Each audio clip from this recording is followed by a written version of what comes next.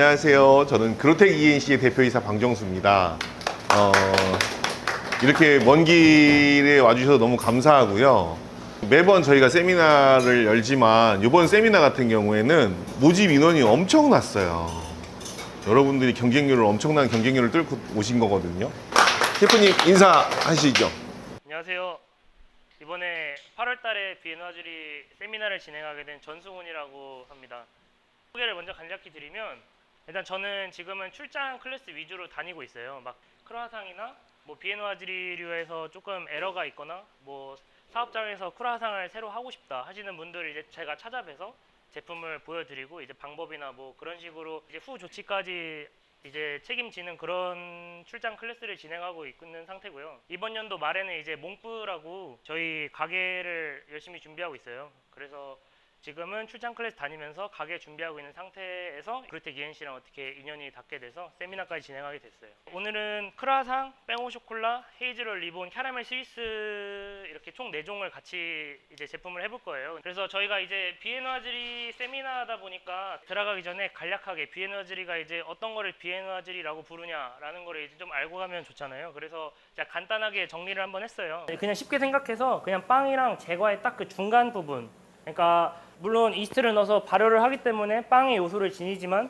물론 거기에 들어가는 버터나 뭐 크림이나 이런 것들까지 고려를 하면 어느 정도 제과의 영역에 속하는 부분이기도 해요. 그래서 사실 이 가운데 부분이라고 보시는 게 좋고요. 그래서 사실 이거 비엔화주리를 뭐 프랑스에서 이제 유래된 걸로 많이들 알고 계신데, 사실은 이제 오스트리아 이제 수도 비엔나에서 온 거라서 그 유래가 돼서 이제 비엔화주리라고 이제 통칭이 된 거예요. 비엔화주리 종류는 총 3가지로 이제 크게 나눌 수 있어요. PLF 반죽이라고 해서 보통 이제 쉽게 크루아상 반죽이라고 생각하시면 되거든요. 파트리베 페이트인데 그 발효가 들어간 결이 있는 반죽이라는 뜻이에요, PLF가. 그래서 그냥 쉽게 생각해서 크루아상 반죽이라고 생각하시면 좋아요.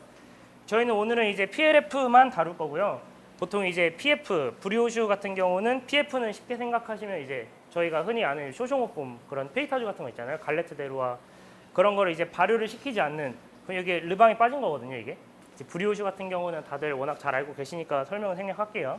저희가 시간이 정해져 있잖아요. 2시간에서 2시간 반 안에 모든 공정을 다 이제 공유하면 너무 좋겠지만, 부득이하게 이 굽기까지는 저희가 좀 보여드리기 힘들다고 제가 혼자 판단을 해서 굽기는 보여드리지 않고 사전에 구워서 이제 제품을 먼저 DP를 해놓은 거고요.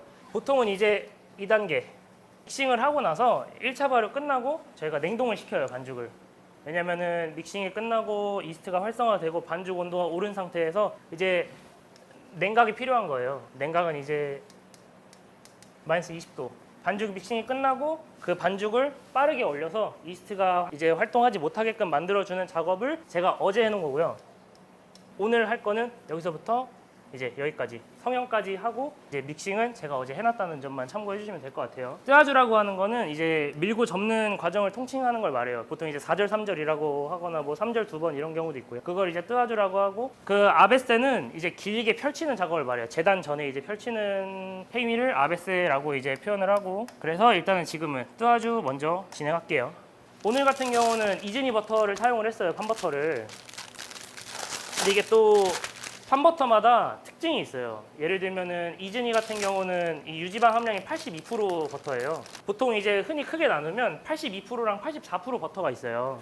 82%랑 84%랑 어떻게 다르냐 하면, 82%는 84%에 비해 유지방 함량이 적어요. 그렇다는 거는 그만큼 수분이 더 많다는 얘기고요. 그 수분이 많으면 결국에는 최종 볼륨에서 오븐 스프링으로 이어지는 경우가 많아요. 그러니까 쉽게 얘기하면 82%는 결이나 볼륨을 내는 데 적합하고요. 84%는 유지방 함량이 더 높으니까 더 부드럽고 더 고소하고 더 맛있는 버터 맛이 나죠. 그래서 저는 조금 더울 거를 고려해서 오늘은 82% 버터, 좀 단단하고 결이랑 볼륨을 잘 살릴 수 있는 버터를 사용을 했어요. 이 반죽 같은 경우에는 여기 믹싱 끝나고 1차 발효 끝나고 냉각해놓고 지금 딱 이 상태인 거예요. 보통 크루아상 많이들 해보시면 이 상태로 보관하시잖아요, 그죠? 배합을 한번 보시면 이 뺑오 쇼콜라랑 크루아상이랑 반죽이 같아요. 근데 이 뒤에 나올 제품들도 이제 이 크루아상 반죽을 사용해서 만드는 거거든요. 이 PLF가 그냥 기본 반죽이라고 생각하시면 돼요. 이걸로 리본이랑 스위스 다 만드는 거예요. 근데 여기 보시면 이제 크루아상 덧반죽이 따로 있잖아요. 이 크루아상 본반죽 900g에 덧반죽 100g을 따로 떼놓으셔야 되는 거예요. 이거는 믹싱을 해서 이제 1kg 반죽을 기준으로 이 100g을 따로 떼놓으시고, 이 900g은 몸통 반죽을 준비해 놓으시는 거죠. 그래서 여기다가 이제 버터를 껴서 작업을 하는 거예요. 이제 이거를 보통 이제 전날에 제가 냉각시키고 저온 숙성까지 끝낸 그 반죽을요. 얘는 지금 자고 있는 애를 저희가 억지로 이제 끌고 나온 애잖아요. 그러면 이제 파이롤러를 살살 달래서 이 자고 있는 애를 좀 깨워줘야 되는 거거든요. 차가운 상태에서 바로 사용하게 되면은 버터가 깨질 수도 있고요. 반죽이 찢어질 가능성이 높아요. 왜냐면 지금 이게 저희 눈에 보이지 않지만 0도씨에 보관을 하면 반죽이 이제 글루텐끼리 서로 얼어 있을 수도 있고요. 엉켜 있을 수도 있으니까 그거를 살짝 풀어주는 거예요.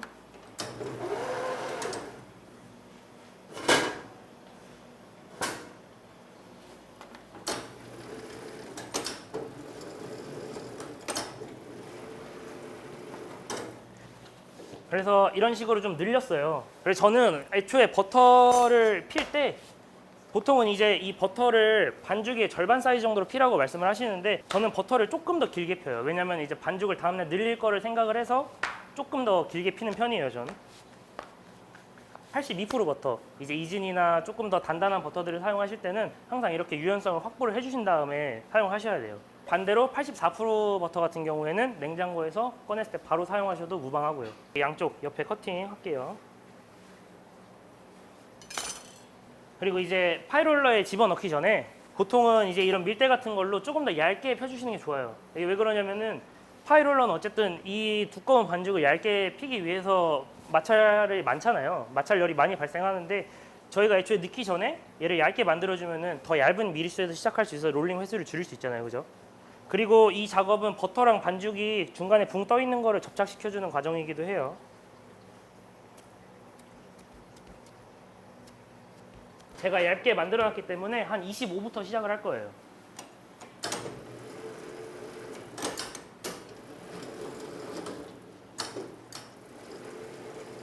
보통 이제 뭐 4절, 3절을 하는데 4절을 먼저 하세요, 3절을 먼저 하세요 질문 주시는 분들이 많아요. 근데 이제 완제품의 결과로 봤을 때는 그렇게까지 드라마틱한 차이가 있는지는 잘 모르겠지만 이론적으로는 4절을 먼저 하시는 게 무조건 맞아요.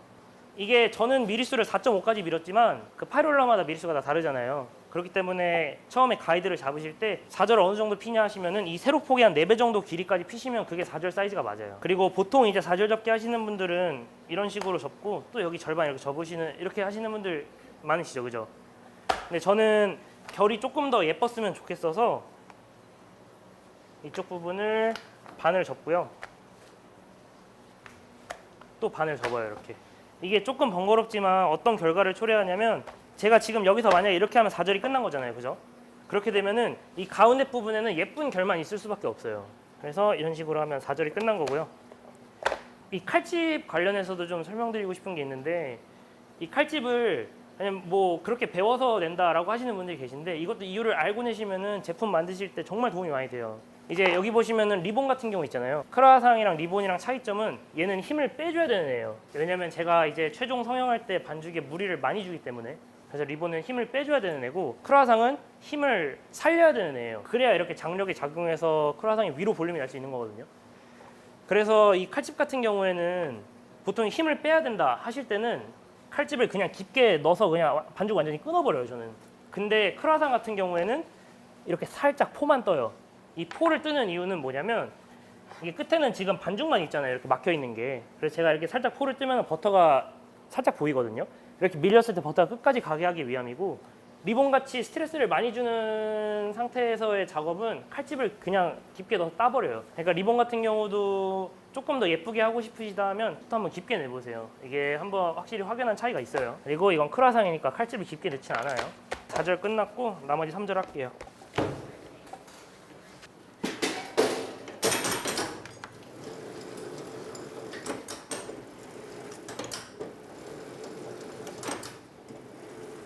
(4절은) 4배, 3절은 3배. 대신에 이 폭은 시작할 때는 정확하게 재셔야겠죠. 만약에 이게 뭐 20cm일 때 4배인 거랑 25cm일 때 4배인 거는 미리수가 너무 얇아지잖아요. 그러니까 저는 버터를 폈을 때 19에 19를 펴놨고 반죽 시작할 때도 19로 했으니까 이 19의 4배 정도가 고정이 되는 거예요. 그래서 이것도 3절.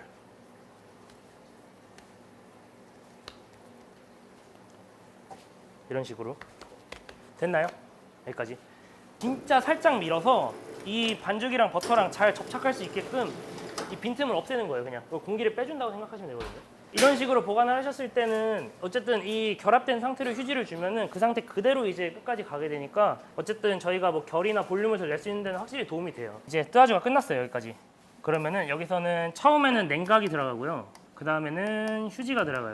이 두 개를 헷갈려 하시는 분들이 있는데 냉각 같은 경우는 무조건 마이너스 20도 정도에다가 어쨌든 저희가 이 반죽의 온도를 많이 올린 상태잖아요, 지금. 그러면 저희가 원치 않는 곳에서 이스트가 활동을 하는 거잖아요, 그죠? 저희는 이스트가 활동을 1차 발효, 2차 발효에서만 하길 원해야 돼요, 꼭. 이스트를 아껴야 돼요. 근데 저희가 만약에 여기서 냉각을 하지 않으면은 이 뜨거워진 반죽이 이 냉동실이나 뭐 낮은 냉장고에 들어갔다고 하면은 어쨌든 거기서 이스트가 계속 활동을 할 거 아니에요, 그죠? 그러면 이스트가 저희가 예상했던 것보다 더 많이 활동을 할 거고 그러면 발효치가 안 좋게 나타날 수도 있고요. 결론적으로는 2차 발효 때에 저희가 폭발시켜야 할 이스트 양이 모자라게 돼요. 그래서 보통 이제 냉각으로 이스트가 활동하지 못하게 바로 그냥 반죽을 묶어주신다고 생각하시면 되고요. 그 다음에 냉각을 20분 진행하고 20분 후에 이제 휴지를 들어가는 거예요. 그래서 저는 이제 크루아상 반죽을 냉각시키려고 마이너스 20도에 넣어놨어요.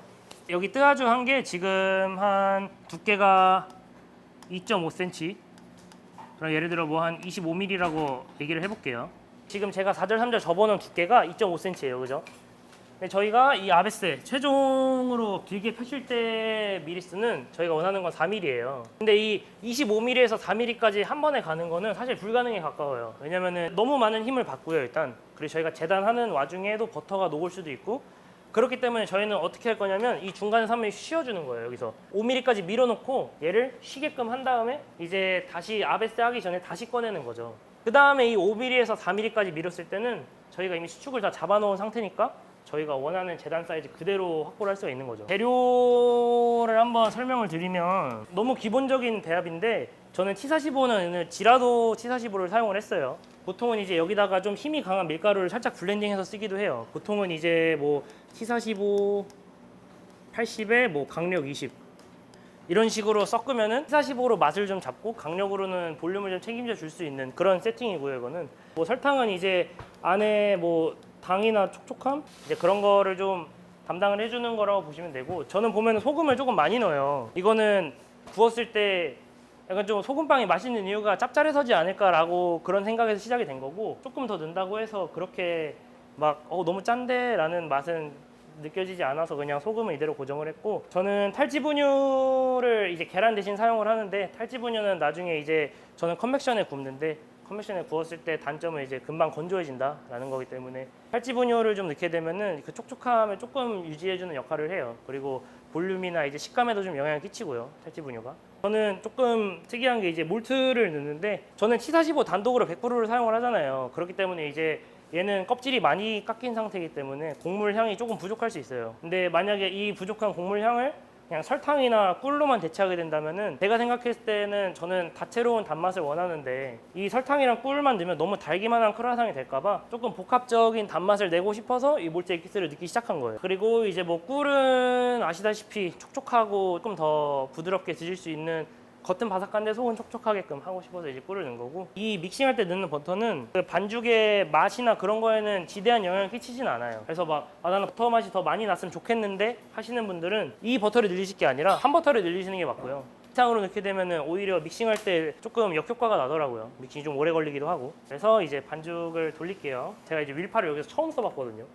근데 보통 크루아상 반죽을 돌릴 때 반죽 온도가 되게 중요하다고 말씀을 하세요. 왜 그러냐면은 저희가 이제 이따가도 말씀드리겠지만 이 믹싱 온도가 너무 높게 되면 이스트가 너무 많은 힘을 써버려요, 거기서. 근데 어쨌든 이 1차 발효를 할 때 이 반죽이 이제 글루텐이 이완되고 그런 속도랑 이 이스트가 크는 속도랑 어느 정도 맞아야 되는데 근데 반죽 온도가 너무 높아버리면 이스트는 활동을 하고 반죽은 천천히 크게 돼서 이게 밸런스가 안 맞는 거예요. 그렇기 때문에 반죽 온도를 적절히 지켜야 이게 두 개가 밸런스가 잘 맞다고 하는 건데 보통 이제 버티컬 믹서를 쓰게 되면 반죽 온도를 조절하기가 좀 많이 힘들어요. 왜냐면은 통은 가만히 있고 통만 이제 돌리고 반죽을 끼고 돌기 때문에 반죽 온도가 너무 많이 오르니까 그래서 이제 보통은 크루아상 칠 때 무조건 웬만하면 스파이럴을 쳐라라고 말씀을 드려요. 스파이럴은 훅이랑 이제 통이랑 같이 돌잖아요. 그렇기 때문에 반죽이 무리하게 치대지는 것도 방지할 수 있고 그래서 이제 이 윌파 같은 경우도 이 통이랑 훅이랑 같이 돌거든요. 그래서 이제 반죽 온도를 조절을 하셔야 될 때는 항상 이런 스파이럴 그러니까 예를 들면은 훅이랑 볼이랑 같이 돌아서 저희가 온도를 잘 유지할 수 있는 그런 믹서를 사용하시는 게 좋아요, 무조건. 그래서 이제 액체 재료 먼저 넣고 가루랑 이스트, 버터까지 한 번에 넣었어요. 제가 이거를 여기 와서 처음 써봤거든요.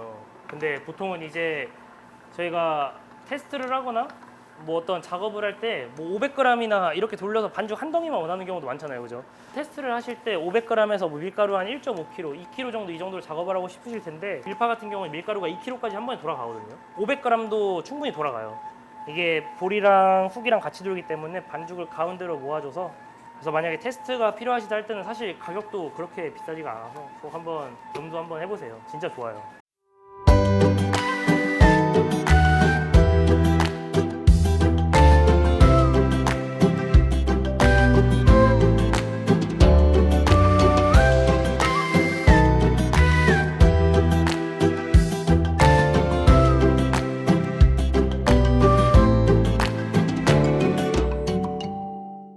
그래서 이제 조금 떼보면 힘을 똑같이 주고 있는데도 잘 딸려오죠, 그죠? 이렇게 됐을 때가 저는 크루아상 믹싱 완료점이라고 보거든요. 이거는 뭐 다 잘 적용하고 계시는 방법일 테지만 저는 여기서 마무리를 해요.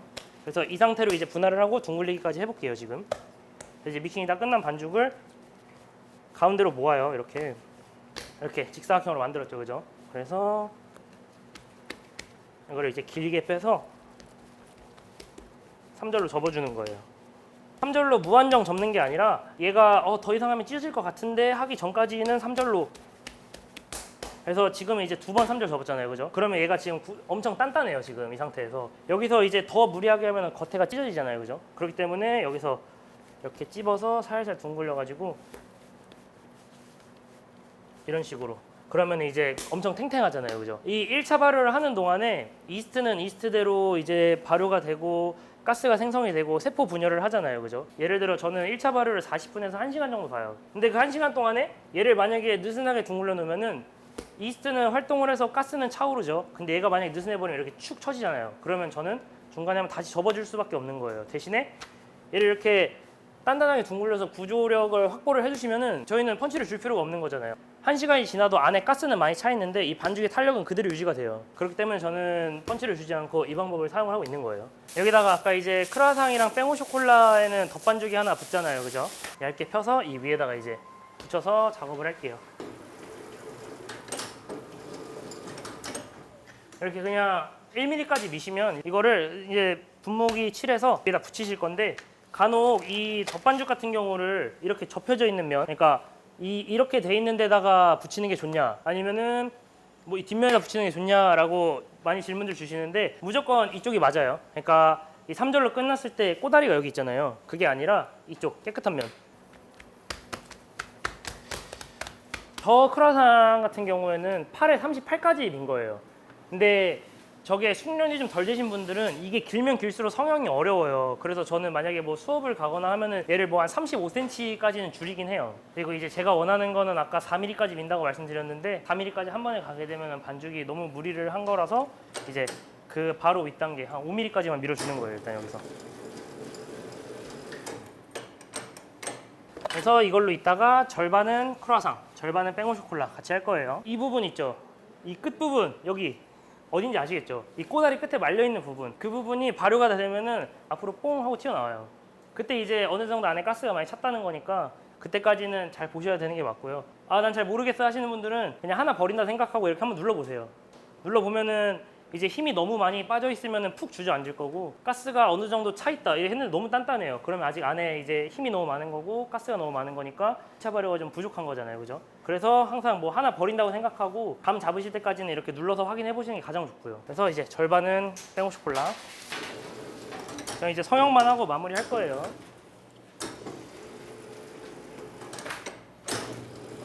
크루아상 같은 경우는 이제 저는 8에 38로 하지만 오늘은 조금 성형이 용이한 한 8.5에 35 정도. 그래서 이 위아래 다 터주시고요.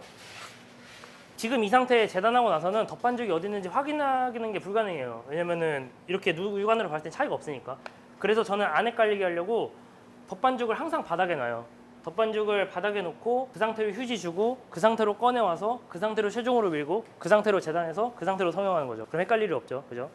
간혹 이제 아시는 분들은 아시겠지만 이거 뒤집어서 말게 되면은 진짜 스트레스예요. 완전 예쁘게 잘 해놨는데 마지막에서 뒤집어서 말아버리면은 완전 이상하게 나오니까. 이거 이제 성형하는 거 한번 보여드릴게요. 만약에 8에 38이라고 이 크루아상을 가정을 하고 성형을 보여드리면 저는 38에서 한 10cm 정도 이렇게 늘려요. 근데 이렇게 늘리실 때 조심하셔야 될 게 반죽이 너무 차갑거나 그럴 때 이렇게 억지로 잡아당기면은 이 안에 있는 버터층이 다 끊어지거든요. 버터층이 끊어졌다는 거는 반죽끼리만 뭉쳐서 결국에는 좀 주저앉게 돼요. 어쩔 수 없이. 그렇기 때문에 늘리실 때는 이렇게 살살 잘 늘리셔야 돼요. 이렇게 접어요. 접고 저는 이쪽을 길게 빼주는 편이에요. 발효할 때도 이쪽이 길게 빠져야 한쪽으로 쏠리지 않거든요. 길게 빼준 다음에 이제 말아요. 이렇게 위에서부터 가운데 보고 여기까지 됐죠. 그 다음에 이거를 뭐 조금 더 예쁘게 하고 싶다 하시는 분들은 여기를 이렇게 찝은 다음에 꼬아서 완전히 이렇게 하시는 분들도 계시거든요. 그러니까 이 부분을 완전히 그냥 없애버려요. 여기를 끝에를 자르셔도 되고요. 그래서 저는 이렇게 한 다음에 한 번씩 이렇게 눌러주시는 게 좋아요. 안 그러면 이제 이 부분이 들고 일어날 수도 있기 때문에 한번 이렇게 눌러줘서 얘가 들고 일어날 여지를 좀 방지를 하는 거죠. 그래서 얘도 똑같이 살살 늘려서 이게 8.5예요.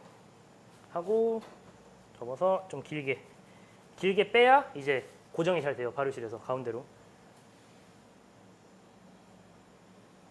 말고 저는 이제 좀 빨리 말았지만 하실 때는 저도 이제 좀 빨리 마는 것처럼 보이지만 이 좌우 간격이 맞나 그거를 좀 확인하면서 돌돌 말고 있어요 지금. 그래서 이렇게 가운데로 그리고 이렇게 끝에는 완전히 눌러서 바닥에 짓이기게 하시고 꾹 그래야 이제 이 부분이 접착이 잘 되고 들고 일어나지 않아요. 뺑오 쇼콜라도 마찬가지로 이제 2.5mm까지 밀어 놓은 거예요. 여기 나와 있는 거는요 5.5에 33cm예요. 혹시 필요하시면 적어 두셔도 돼요.